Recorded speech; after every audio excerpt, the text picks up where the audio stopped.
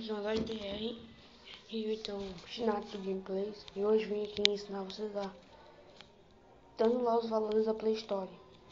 Muito simples. Você vai precisar de root, do frame root.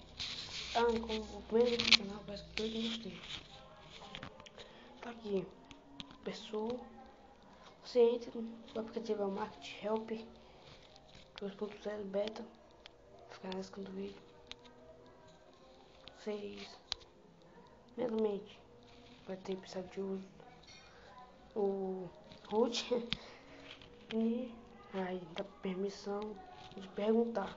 Vocês vão utilizar as seguintes opções: tem que ter a conta na Play Store e dê uma ative. Aqui step 1, vai ter que esperar chegar o step 2.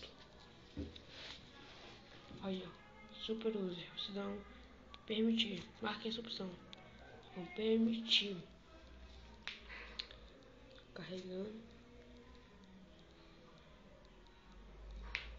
Doing Magic, começa a conta aqui não, a ficha besteira, não vai finalizar, se a conta for errada, a minha, pode ter errado de burrice, mas vocês só vão aqui, bota sua conta certa, você pode botar qualquer uma dessas opções, aqui.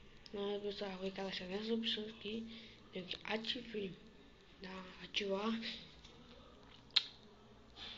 carrega nas coisas, ele vai anular as coisas da Play Store, os valores.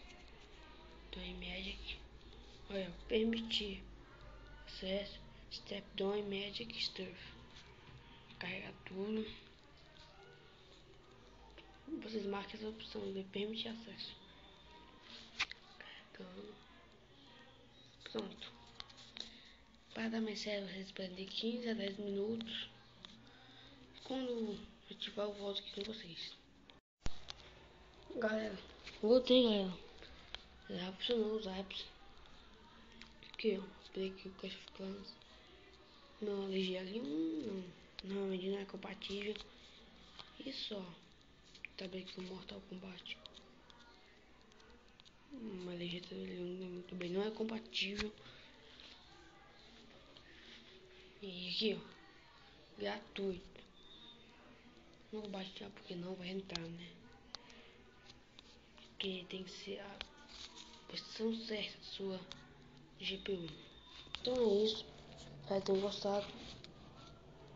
Clique em gostei, favorite o vídeo e se inscreva. Então, tchau.